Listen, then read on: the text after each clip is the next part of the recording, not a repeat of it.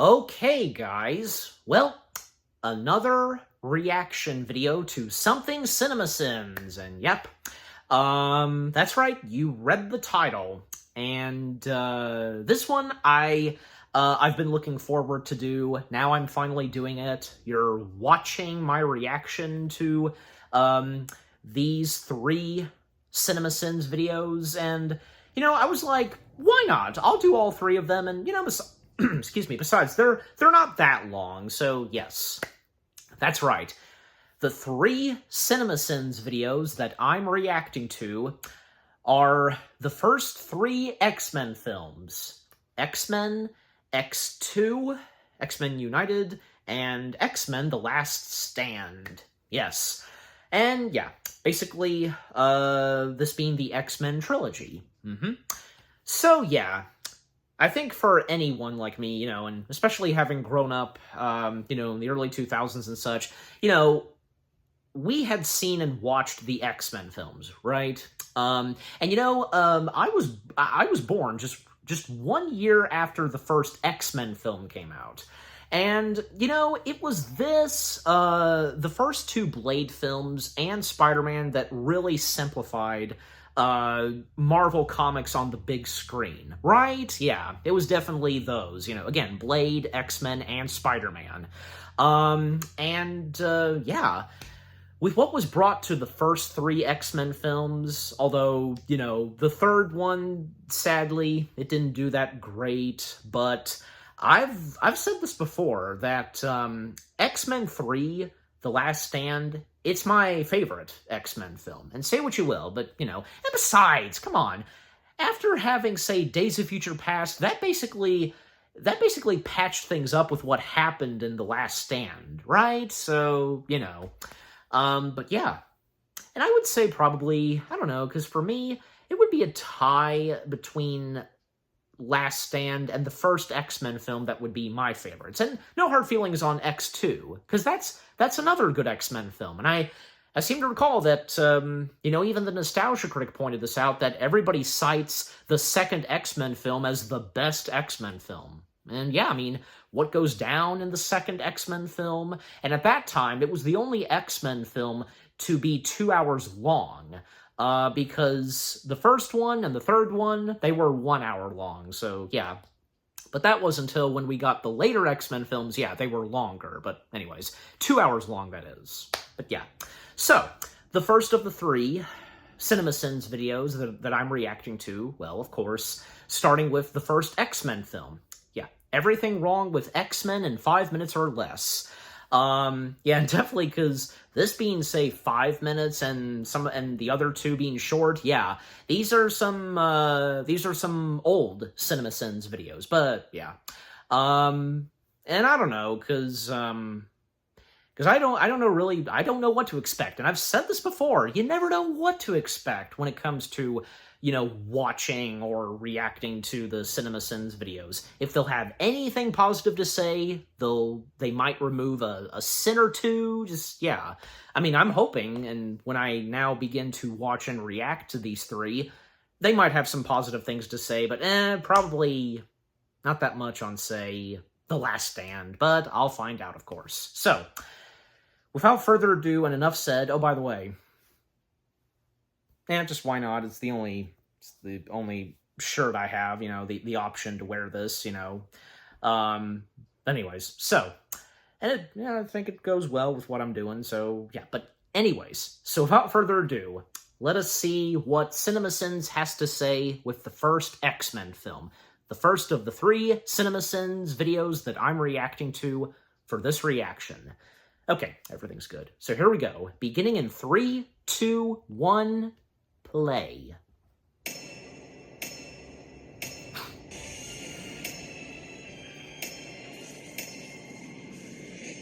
Mutation. Movie wastes the first 30 seconds making sure we understand what mutants are. Imagine the carnage that could have been avoided if only Oscar Schindler had sold that f***ing ring and used the money to save Eric Lyncher. Maybe. I'm gonna come back to you now. At the turn of the tide. Wolverine has a skeleton made of adamantium.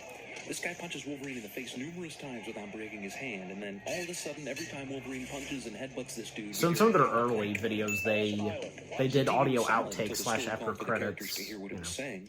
Wolverine has the ability to smell others when they're near, but completely misses Rogue sneaking onto the cart at the back of the trailer. Yet he can totally hear some bull movement on the trailer while the car is on the road that makes him instantly suspicious.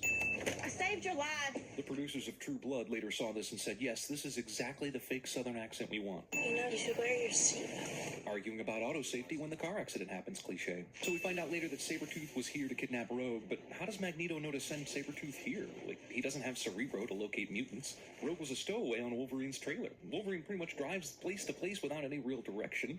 In fact, the very idea that he could find Rogue in Canada at all is amazing. This is one of the best wild guesses in the history of film.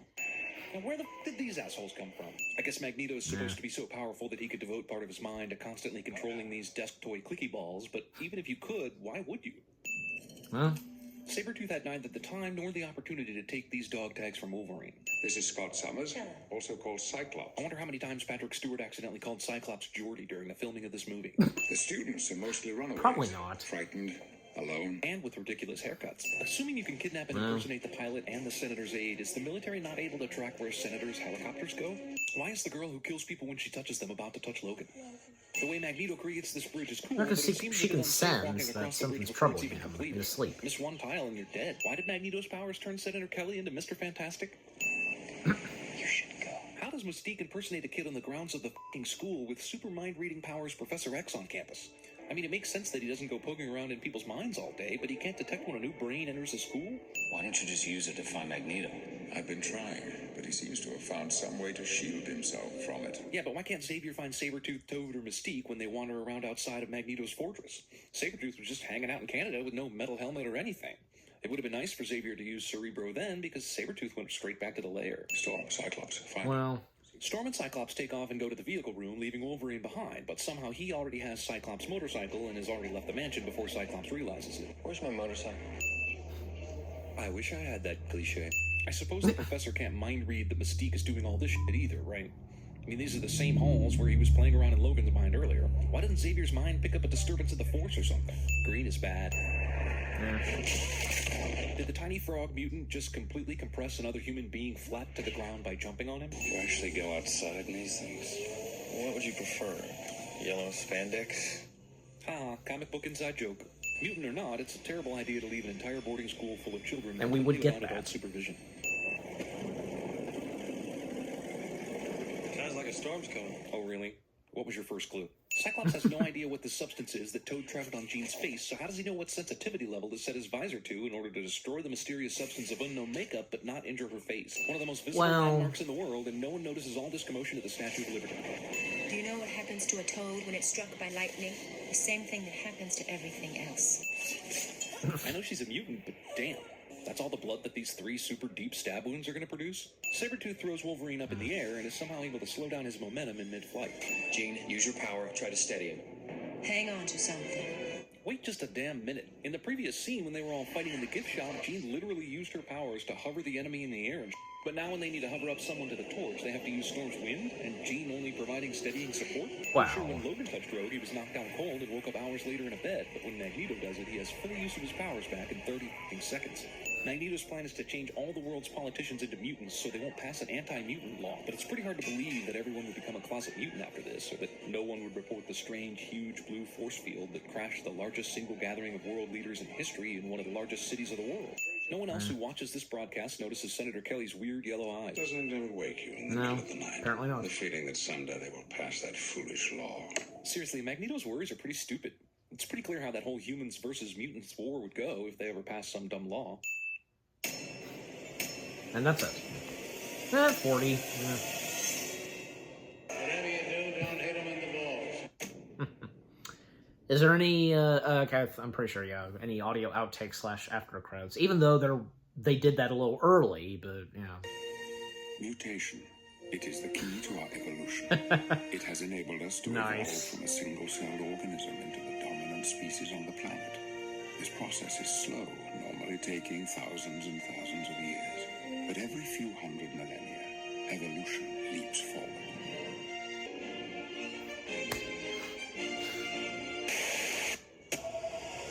I mean, of course there has to be a Star Trek joke because of Patrick.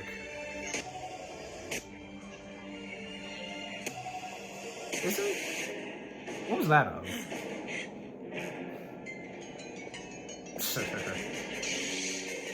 Yeah, you don't stand a chance towards Darth Maul, and that's it. Only 3? Yeah. Well, again, as I pointed out, you know, the first X-Men film, them covering / sinning that being an early video of theirs, so yeah. But, okay, so yeah, that was everything wrong with X-Men in 5 minutes or less, and, well, nothing positive to say, and, well, I mean, I guess that's another thing with their old videos where, you know, I guess, like, I haven't seen that much of their old videos where I'm guessing that they didn't do the thing where, you know, they would show some positive, they would have a positive side and maybe remove a sin or two. I guess, yeah, that didn't happen until very later on in their videos. And, well, I mean, yeah, the evolution of their video making and what they would do in their videos. It's understandable, but yeah. But yeah, everything they had to say about the first X-Men film, well, you know, despite all that, the first X-Men film, it's really good. It turned out to be really good, and that just being the beginning of what would come next, and especially what would come from 20th Century Fox doing some Marvel films. Yeah. Alright, but yeah, of course I did get some laughs and chuckles, you know, from their video of them covering / sinning the first X-Men film, but yeah, just overall, that was pretty good and funny. Yeah, and the audio outtake / after credits, only 3. 2 I got most notably, but the other one, I presume it's a movie that has what's-her-face, Jean Grey. I feel like I know what it is, but I can't remember, But anyways. Alright, but overall, that was pretty funny and such, yeah. Them covering / sinning the first X-Men film. Okay, so, 1 down, 2 left. Now we come to them covering / sinning X2, X-Men United. Yes, I got the title right the first time I said it, yeah. Okay, so yeah, again, the second X-Men film in four minutes or less.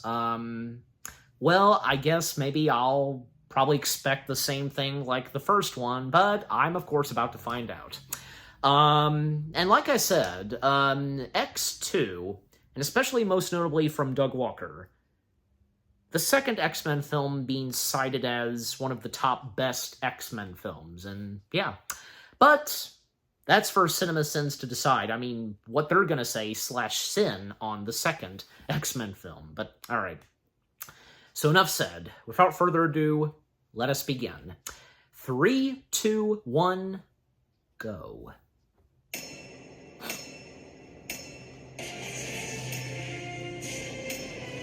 What have you got for this one?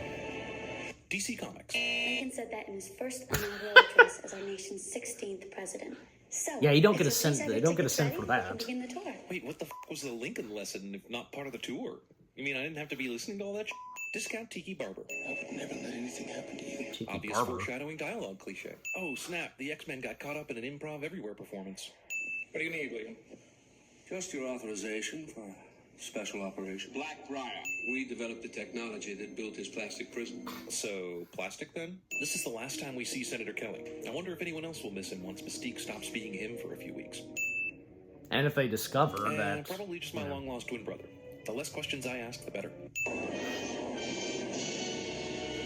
Hey, there's another Stores one. their soda in the pantry, unless they like it warm or happen to have a script requiring the Iceman mutant to do something cute with his powers. Thanks. But now and then, every mother needs to get away. Without her, the babies are helpless. Conveniently timed nature program foreshadowing cliche. Admit it, you rooted for evil to win there. That's a nifty trick this helicopter pulled, opening the doors with wind, I guess. I admit Wolverine's claws are pretty badass, but I think they would be awful at starting cars. Nah. Damn, don't let He managed to get started. Weakness is in sync. Shit, Cerebro's gatekeeper's been fooled twice now. Don't you think it might be time to go with a password or secret question? Didn't Magneto tell Stryker everything about Cerebro? When you break it down, Cerebro's a pretty simple machine. All you need is that, all this, and that. What exactly was his stumbling block to building his own? See, even hot girls need to roofie a guy for a sure thing now and again. This dude's underwear. You'll have to forgive, Iceman. True Blood wasn't for another 5 years. I wish I had that cliche. Too much iron in your blood. Too much iron in your blood, enough to make these 3 iron balls, but not enough to be detected by the metal detector? That's its chief job description. If Professor X's helmet is keeping him from using his telepathy, then But how is Mystique found a Jason's way. telepathy getting past the helmet? This is why you bring your spinning top or loaded die with you at all times. How does Magneto know that they would fly here? How long has he been camping in these woods with Mystique, waiting for a plane to fly overhead? Wait a minute. How would Stryker even know where to find Cerebro in the first place? Didn't she have an accent in the last movie? Or at least some of the time? Girls flirt with the dangerous guy, Logan. They don't take him home. I know several bars and pubs that would disagree with you.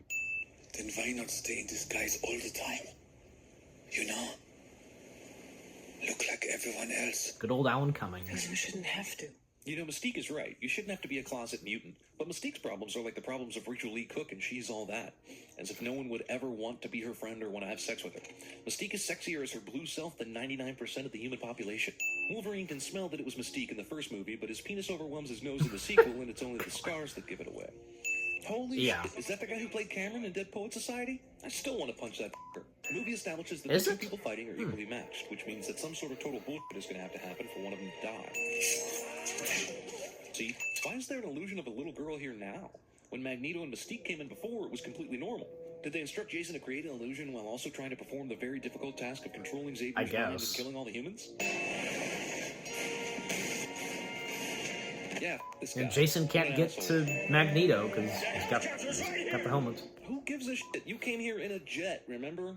Might be understandable for him to forget, but everyone, including Storm, doesn't remember they came here in a jet? Exactly. What was the plan anyway? Fly off in the helicopter and leave I don't Rogue and Iceman to die as they sat dutifully waiting in the jet? Or fly off in the helicopter to go to the jet, wasting all that time on a short trip when the jet is like 100 yards away? What?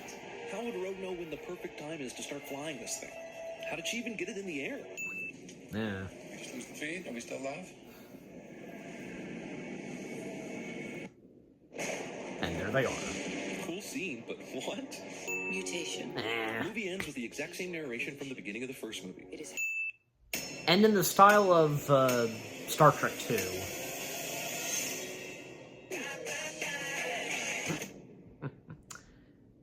As I mentioned, Star Trek 2, because if you've seen Nostalgia Critic's review of X2, you know. Alright. What was that back there? Striker. His name is Striker. I knew it! I knew it. You know, even Nostalgia Critic did the same thing too. Lights represent every living person on the planet. You took my sonar concept and applied it to every phone in the city. With half the city feeding you sonar, you can image all of Gotham. This is wrong. Oh, so that was from Batman, right? The Christopher Nolan Batman films? I mean, obviously that's Morgan Freeman's voice, but...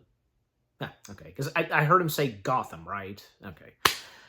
Alright, so that was everything wrong with X2, X-Men United, in 4 minutes or less. Well, I should have expected that, yeah, because this being another early CinemaSins video, and how it was done, yeah. And nothing positive for them to say about X2. I mean, just a little, but still, you know, and how they say it. You know, like, you know, when, up to when they arrive at the White House and it's storming, you know, it's cool, you know, this is cool, but what? You know. But, yeah. Some stuff they said, well, you know, I mean, okay, like, did they forget? I mean, I would kind of agree, because, yeah, I mean, like, did they forget all of a sudden that they had their X-Jet? I mean, I guess you can make the argument that, I guess, the helicopter was very close to where they were and when they exited the building, I guess, but, yeah. But thankfully, in the nick of time, Bobby and Rogue, you know, managing, well, I mean, especially Rogue, managing to fly the jet as best she could, and so on, but yeah. Yeah, and a lot of stuff that they didn't cover /sin. I mean, besides, I mean, the stuff that they didn't cover /sin in, you know, for X2, that stuff, you know, that happens in X2 is pretty good. So, yeah. And the same goes for what they did not cover /sin in the first X-Men film. But yeah, but just overall, what they had to say /sin on X2. But anyways, but despite all that they pointed out /sinned, X2, it's still a pretty good X-Men film. All right. Now with that done, we come to the last CinemaSins video for this reaction. The third X-Men film, X-Men The Last Stand, in 9 minutes or less. So yes, this one being 9 minutes. But again, this being an early CinemaSins video, so yeah, but I'm of course about to find out, so yeah. And like I said at the start of this reaction, probably more than likely, they're really not going to have anything positive to say about X-Men 3, but yeah. But like I said, say what you will about X-Men The Last Stand. For me personally, it's one of my favorite X-Men films. I really enjoy it, and I'm sure the same goes for you. But yeah, more on that later. Alright, so enough said. Without further ado, let us see what CinemaSins has to say /sin on the third X-Men film. 3, 2, 1, let's go.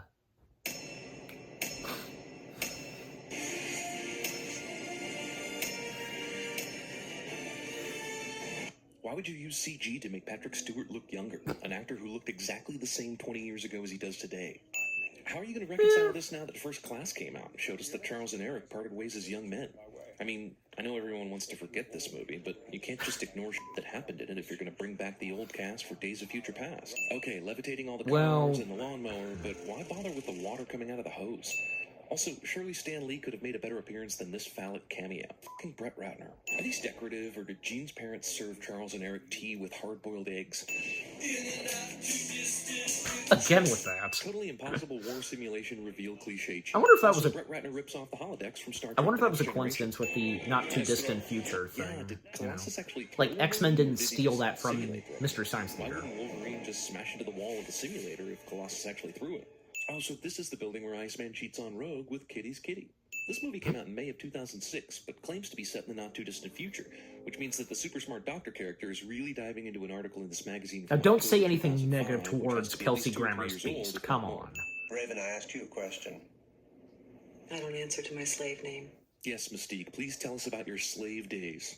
I think everyone would be interested in hearing how your experience compared to American slavery from 1619 to 1865. Homo sapien. Whoa, Mystique. This is the 21st century.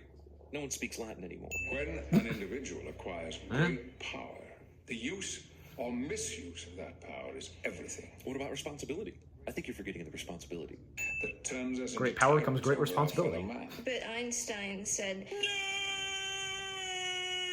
I thought that perhaps you might take my place someday. Say, when I die, halfway through this movie, for instance.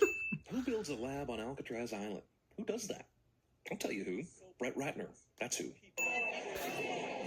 This guy is still an asshole. Magneto will surely try and rescue Mystique, as they've said several times in the movie, so let's make sure our awesome new mobile prison is inside a tractor-trailer entirely made out of metal. Hello there, son. I'm listening. Cyclops is a... There's another one. Yeah. This is Dr. Hank McCoy. I'm listening. Phoenix-style lap dance. I can't see a damn thing. I can take care of that. Geez, why didn't you just do this before? You landed the plane in this Adele. Jean Grey is the only Class 5 mutant I've ever encountered. The movie speaks about mutant grading systems as if the previous movies have ever mentioned them before. Also, Class 5 sounds good, but what are the criteria? Professor X says he's only encountered one, so how could Magneto be better at manipulating metal? Or Mystique at changing into people? Or Xavier himself at getting into people's heads? This grading system sounds like total bullshit. Cancer? I hope it's cancer. Instead of admiring Angel's wings, the doctor lady is instead admiring the overhead lights or the ceiling or something. If your mutant well, I don't know. Wings, glass loses its ability. Probably just like seems pretty silly the way that it was shot with her reaction. Right after coming out of a cell, but then again, the movie never even made an attempt to show us there were other prisoners or what they could do until this moment in time. So I guess they had to play catch up on what these assholes could do. King Brett Ratner. So when Jean killed Scott at Alkali Lake, the professor could sense her power, but when she's making the sexy time with Wolverine, the X-Man can't sense a damn thing. Also, Wolverine somehow didn't learn to never stick your f***ing crazy. Whoa, Jean Grey not only turned into the Phoenix, but she also turned into Xenia Onatopp. I guess no one is monitoring Jean during her coma/telekinetic energy cocoon recovery. Nobody said it was Xavier's school for gifted nurses. It may be too late. So let's go by car instead of taking the jet. Also, it's parents playing And he has a the street wardrobe with their kid change. day in this neighborhood. One and yourself, but I can help you. The line must be drawn here. Well, I guess you don't hire Juggernaut for his brain because he grows Another Wolverine one, in like very early house audio and outtakes / after Apparently no one in credits. the whole neighborhood gives a shit about all the commotion happening at the Gray House. Jeez, father figures leave. No need to be a pussy. Dude, I think you're my hero. Nobody gives a signal of any kind, but everyone still rises in unison. I just miss home. The first snow and all of that. Love triangle girl for Iceman conveniently misses snow and ice skating. I guess Bobby's going with the old Groundhog Day courtship routine, and it seems to be working. Jeez, familiar story, am I right, guys? The jealous girlfriend. You make one little fountain into an ice skating rink for another chick, and suddenly she's packed and ready to go. I want to be able to touch people, Logan. Said every pedophile ever. A hug. A handshake. A kiss. A hand job. Anal. Also, couldn't she just buy Shut a Belgian up. body condom like Lieutenant Frank Drebin did in The Naked Gun? Think about what I said, Rogue. Marie. Nope, that's her slave name. All these superpowered humans in the forest, and you mean to tell me they didn't play one game of baseball? Did Twilight lie to me? Hey, Pete. You seen Rogue? Yeah, she took off. That dude did not see that. Only Wolverine did. Also, hey, what should we have the super strong mutant do while he's Well, walking I by mean, Bobby he to must help have been demonstrate that he's informed. super strong? I know. He could be carrying a giant TV. Brilliant! I've heard that audio There are a clip ton of before. people who need Brilliant. The Cure at this rally. I can't place They it. must have never been in love on a Friday. Say to know the Cure? This is a class 1 mutant, I presume? I'm gonna forget for a moment that these are supposed to be mutants with powers and wonder why Magneto decided to give someone or allow someone to use a fucking bat to guard the perimeter. Well, maybe something specific he can do with the Sure, bats. just keep throwing those spikes in the same place every time. Surely what didn't work 100 other times will eventually work at some point. We are the cure.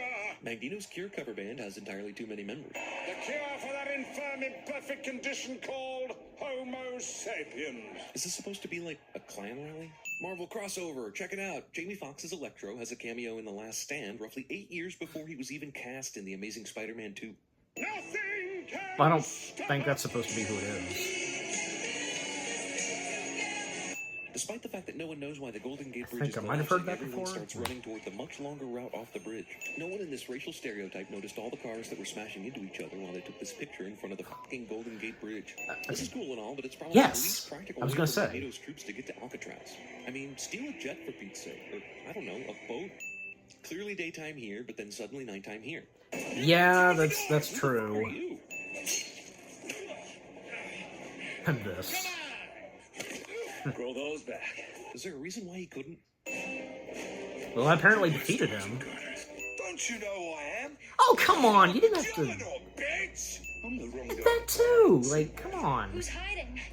Dickhead. Man, the dialogue Those in this two movie just lines, rattles, each doesn't said by it? Juggernaut and Beast, they were good. Good thing Angel just happened to be flying around at this very moment in time so he could save his father and teach him a valuable lesson about mutants in the process. Yes, take cover from the flying burning car bombs next to the hazardous chemicals. That seems totally sensible.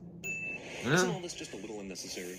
I mean, can't Magneto just find an aircraft carrier or another section of the Golden Gate Bridge and send it... Well, there's a lot of 1,000 feet cars in the air and then around, bring it so... down and smash everyone and everything on Alcatraz Island? Problem solved, right? Isn't this one car at a time thing kind of needlessly weak? Also, couldn't he just take Wolverine and Colossus out of the equation anytime he wanted to? Why is he just letting them continue to slow the progress of his attack? I mean, flick your finger and send those fuckers to Oakland, man. But I need some cover. It's nice of the real X-Men to always give Storm something to do so she feels valuable to the team. Movie establishes that the two people... I never thought of it, because imagine, like, what Magneto would be doing to, like, say, Colossus. See? The darts are left or right here on Magneto's chest, but then they're up and down here. Man, the lengths some men will go to for some... Yeah, it's one of those things. Why the f*** are all these headlights on? This attack where the bridge was moved started in broad daylight, so the headlights shouldn't be on, and even if they are like daytime running lights or some shit, are the cars on that bridge all still running? It's what I want. Oh, sorry, Rogue. I thought you were gone. I'm banging Juno now. Did they find a cure for the kid who sucked all the powers out of the mutants? Because if they didn't, this school's gonna suck. Brett Ratner. Hello, Moira. Yeah. But Brett Ratner, he was a good director, and he didn't do a bad job doing this. Jeez, does anyone in this series ever stay dead? Well, Cyclops does, because f*** Cyclops. Oh, come on. Don't be hard on Cyclops. Forget about the lighting. Forget about, the actors. Yeah, I know Brett Ratner being controversial, but, like I said, I don't think he did a bad job directing this. Yeah. Your cities will not be safe. Your streets will not be safe. You will not be safe. I want this country to realize that we stand on the edge of oblivion. I want every What's the name of this movie woman, and again? child to understand how close we are to chaos. I love you.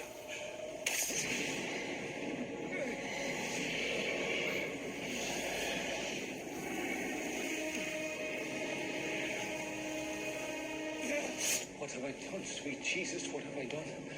Become a thief in the night, become a dog on the run. And that's it. Only 2? Jeez. Well, again, this being an early... All three of them being early CinemaSins videos.